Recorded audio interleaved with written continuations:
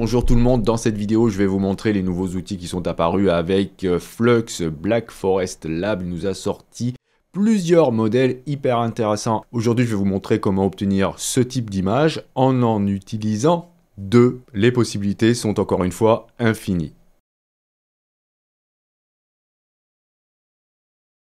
Je vous mettrai bien sûr les liens dans la description, vous irez voir cette page qui est très informative. Donc ce sont de nouveaux modèles, vous avez des modèles qui sont très lourds et vous avez des modèles qui sont plus légers comme Redux et vous avez aussi quelques LoRa. Je vais d'abord dans cette vidéo vous parler de Redux car je suis en train de télécharger les autres modèles qui sont extrêmement lourds puisqu'ils font presque 22 Go chacun, donc voilà, il faut un petit temps pour les télécharger, mais j'ai déjà testé Redux et on va aller voir ce que c'est. Donc c'est par là, voilà, ça nous permet de faire des variations d'images en se basant sur une image de référence. Donc vous avez un exemple ici, on met cette image là et puis voilà, ça va nous générer d'autres images qui s'appuient vraiment sur l'image de référence. Ça ressemble un petit peu à de l'IP adapteur. On nous indique aussi qu'avec la version Pro Ultra, que l'on ne peut pas utiliser localement, on pourra aussi associer à cette image de référence un prompt, ce qui nous permettra de faire des déclinaisons hyper intéressantes. On va aller télécharger le modèle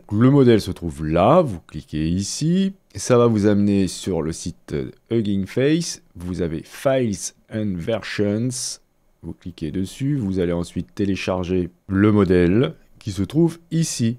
Lui, il n'est pas trop lourd, ça va, donc on va cliquer là, et où est-ce qu'on le met, ce modèle? Eh bien, il va falloir le mettre dans le dossier ConfigUI Models et dans Still Models. Alors, il y a autre chose à télécharger, et je trouve le lien ici sur le site Confi Anonymous, dans lequel vous allez trouver les workflows qu'on va utiliser, donc on va descendre un petit peu, on va s'occuper de Redux ici. Donc, il faut télécharger ça. SIG Clip Vision qu'il faudra mettre là dans ConfigUI Models Clip Vision Folder. On va glisser l'exemple.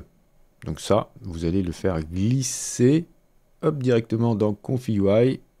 Voilà, je vais le mettre là. Alors, le workflow va arriver comme cela. Il est prévu ici pour la version Dev. Il va falloir refaire les liens. Alors, avant de faire les liens, regardez ce qu'il y a de nouveau. C'est ici ce groupe. Vous avez ici Apply Style Model, avec ce nœud ici qui va nous permettre de charger le modèle Redux. Vous avez ici un Clip Vision Encode avec le modèle pour cela, pour Clip Vision. Et là, il va falloir aller charger une image. Donc d'abord, je vais refaire le lien ici pour Flux Redux. Voilà. Ensuite, la même chose pour ce qu'on vient de récupérer, le SIG Clip.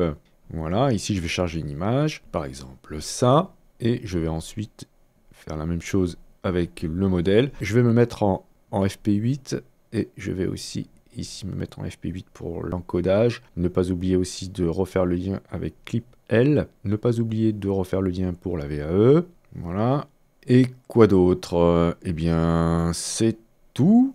Là, si vous avez un prompt qui n'est pas vraiment pris en compte en fait hein, avec ça. Alors, ça fonctionne aussi avec la version Schnell, hein, je ne sais pas si je vous l'ai déjà dit, mais voilà.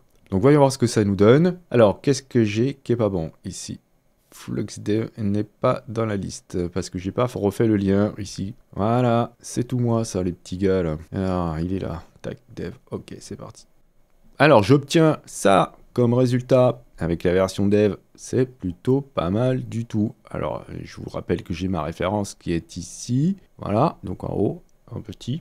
Et voilà ce que ça donne. C'est super bien. Alors, ça donne envie de faire plein de tests.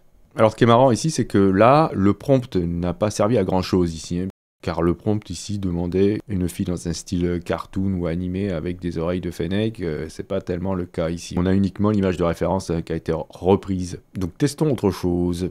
Donc, pour s'en assurer, vous allez voir, hein, si je mets une voiture, eh bien, avec le prompt, ça va rien faire du tout, puisque ça semble nous faire une autre voiture. Alors, voyons voir comment on peut faire en sorte que le prompt soit pris en compte. On pourrait, par exemple, faire une moyenne entre le prompt et le style. Alors ici, on va aller chercher average, par exemple. Donc, conditioning average. On va relier la sortie du style, voilà, au début. La sortie de flux guidance, là. Et ensuite, conditioning à conditioning. Donc, si on met la moitié... Voilà, que je remette un portrait par exemple, voyons voir ce que ça donne. on a déjà une chose hyper importante qui est arrivée, on a un petit peu le style animé. Donc pourquoi ne pas donner plus de force à notre prompt? Je le mets à 0,12. Et voilà, regardez, on a un mélange très intéressant entre notre image de référence et notre prompt ce coup-ci. Ça fonctionne très bien. Alors il y a une autre chose aussi qu'on peut faire, qui est aussi très amusante, c'est d'ajouter des styles. On peut les mettre en cascade. Donc je vais désactiver pour l'instant le conditioning average et je vais vous montrer que je peux dupliquer ce nœud, apply style model. Voilà, je vais dupliquer comme ça. Je vais le relier ici à conditioning. Hop, et je vais relier ici bien sûr flux guidance à conditioning. Donc ce qui me fait ok, une chaîne hein, comme ça. Ça nous fait ça. Ce nœud, je vais le dupliquer aussi. Clip Vision Encode, je le duplique. Je relie Clip Vision Output à là. Par contre, je ne vais pas charger 50 000 fois le modèle, donc je vais le relier ici. Idem pour le modèle du style, voilà, parce qu'il est assez lourd. Et je vais ensuite aller charger une autre image. Je vais aller charger cette image-là, comme seconde image. Et vous allez voir le mélange que ça fait, ça me donne ce résultat.